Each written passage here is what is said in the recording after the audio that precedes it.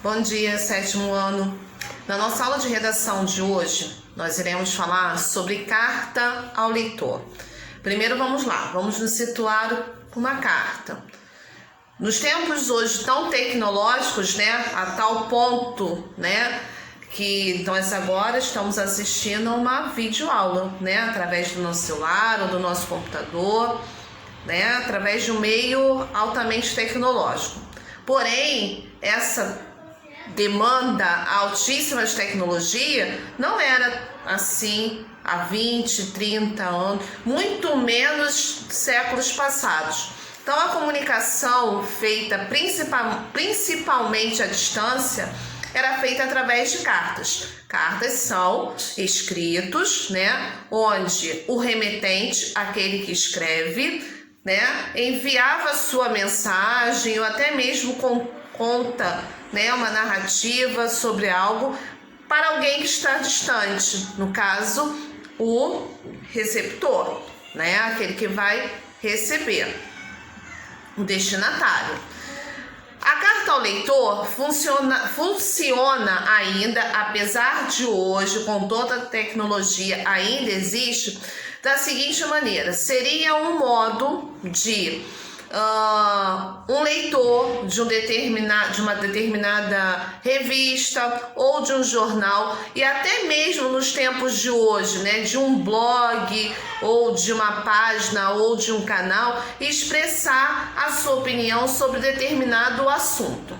Por exemplo, para quem é assinante de jornais, e leia o jornal com frequência, seja ele até mesmo digital, através do app da editora, ou então no site desse jornal, há a parte chamada comentários, que a gente hoje tem, nas redes sociais de comentário. No caso de físico, ou seja, escrito, a caneta ou de próprio punho, o leitor,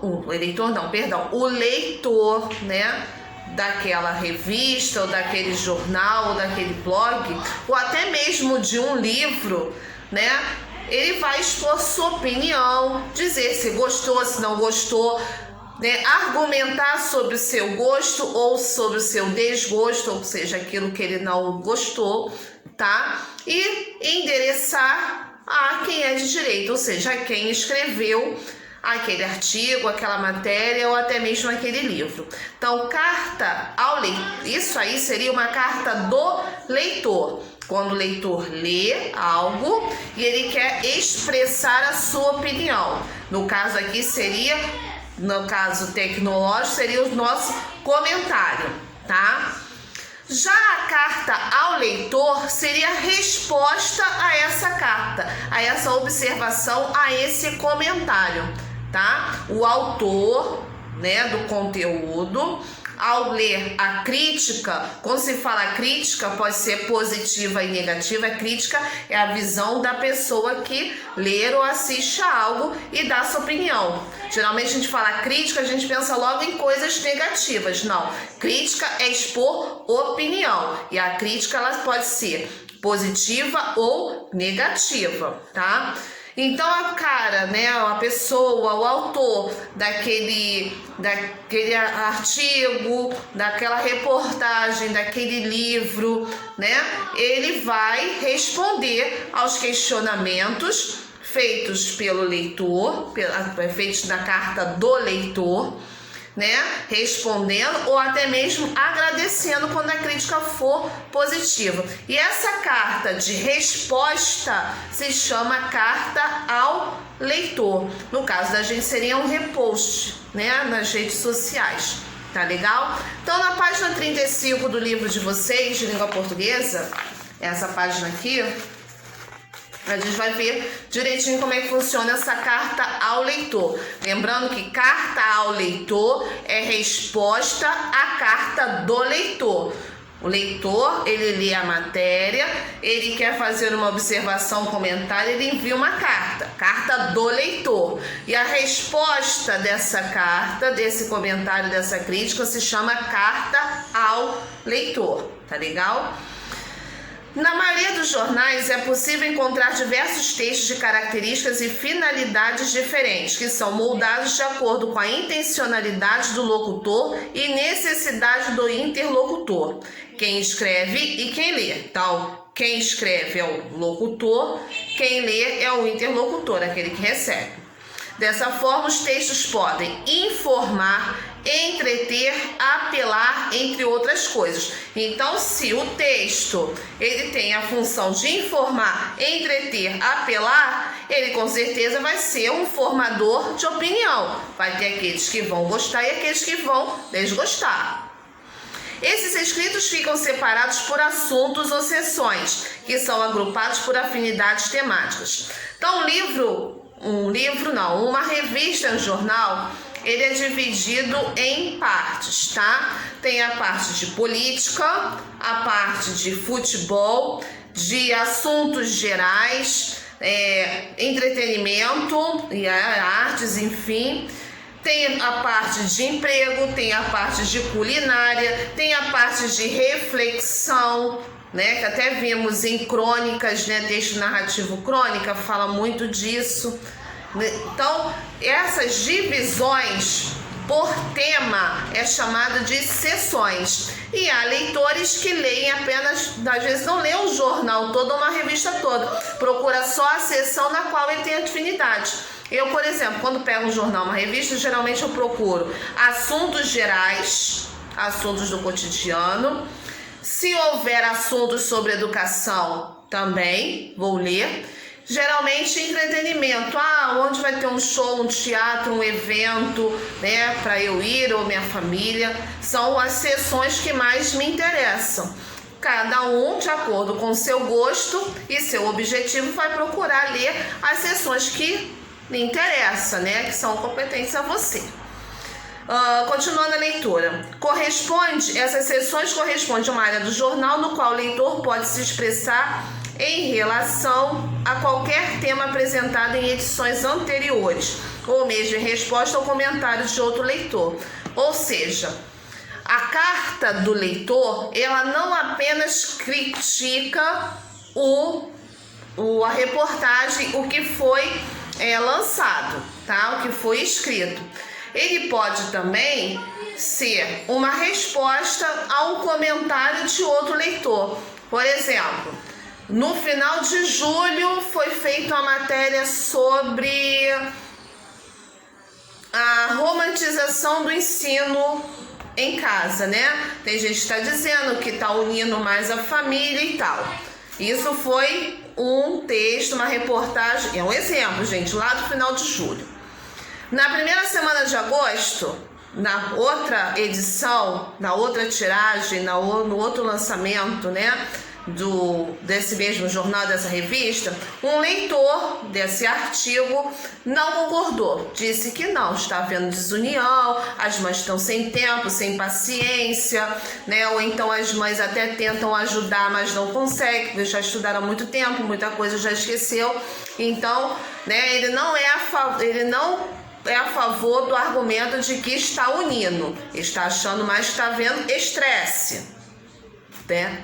Só que agora, na segunda semana de agosto, ou seja, já se passaram 2 semanas, um outro leitor já não gostou do que eu já não concorda, né? Quem não gostou e não concorda com o leitor falou, de que não é assim, que não tá. Ele já fala assim, não, o que acontece é que sim, é um momento de família que não está sendo bem aproveitado, sim. Aqueles que gostam, né, que sentem, vão procurar a melhor maneira de estar junto a seus filhos e de ajudar. Ou seja, isso são cartas do leitor. Ok. Aí o autor do artigo, da reportagem, leu aquele que era a favor a ele e aquele que era contra. E vai dar uma resposta. Essa resposta, tanto para um para o outro, é carta ao leitor, ou seja, está direcionado para o leitor. Dizendo, agradeço, concordo com você, eu não tinha visto por esse lado, né? Eles vão debater, eles vão entrar num consenso. tá? Numa opinião única. Não é que ele vai deixar de concordar ou vai passar a concordar com outro. Não, eles vão chegar a um consenso. Ó, tá, eu penso assim, sim, a gente pode juntar essas ideias e tentar melhorar. Esse é o objetivo da carta ao leitor.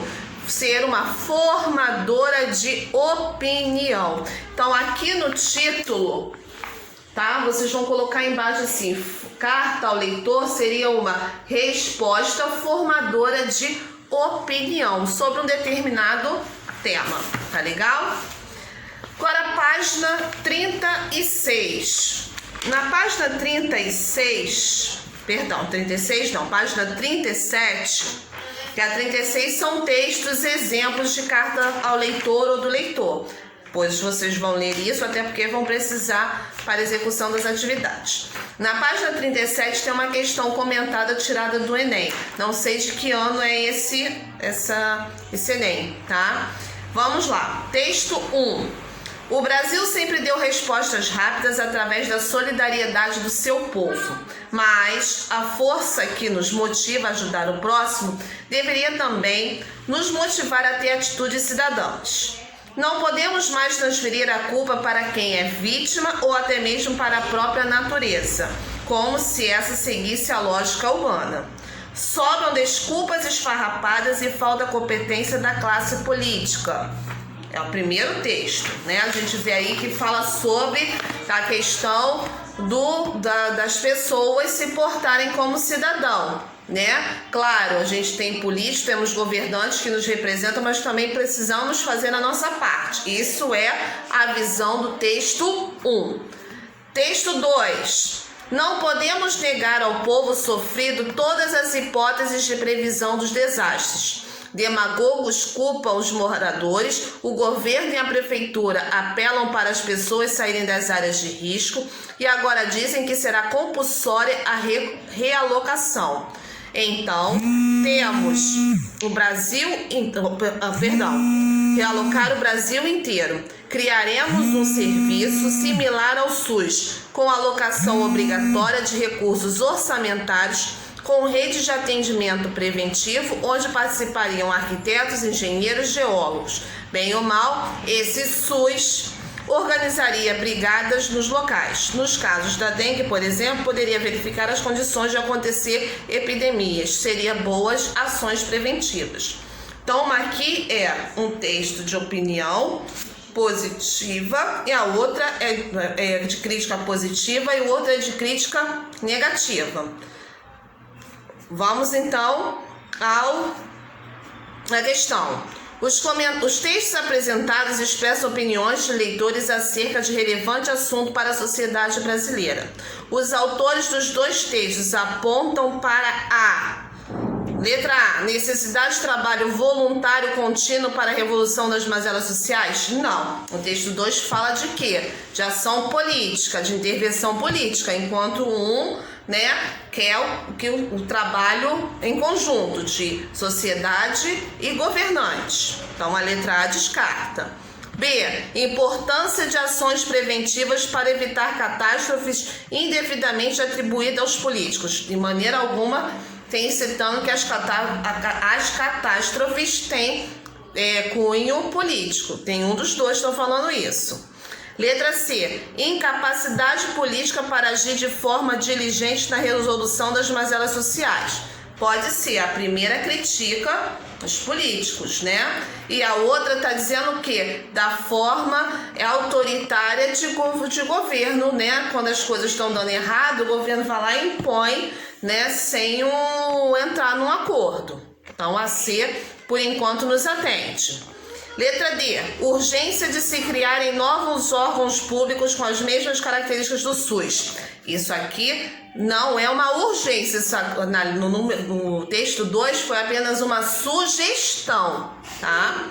Letra E. Impossibilidade de um homem agir de forma eficaz ou preventiva diante das ações da natureza. Não. Na número 1 diz isso, que o homem, né, a sociedade, quando fala homem aí, é questão de sociedade. Eles, junto com os governantes, podem trabalhar juntos para o quê? Para a prevenção de medidas, né, contra ações da natureza. ok? Então, aqui nos resta, como diz no comentário, a letra C. Incapacidade política para agir de forma diligente na resolução das mazelas sociais. Ou seja, não há uma política eficaz que atenda à sociedade brasileira, ok? Agora, o que vocês farão? Farão os exercícios, tá? Todo ele, bateria 1, 2 e 3, que começa na página 39 e vai até a 42. Inclusive o desafio.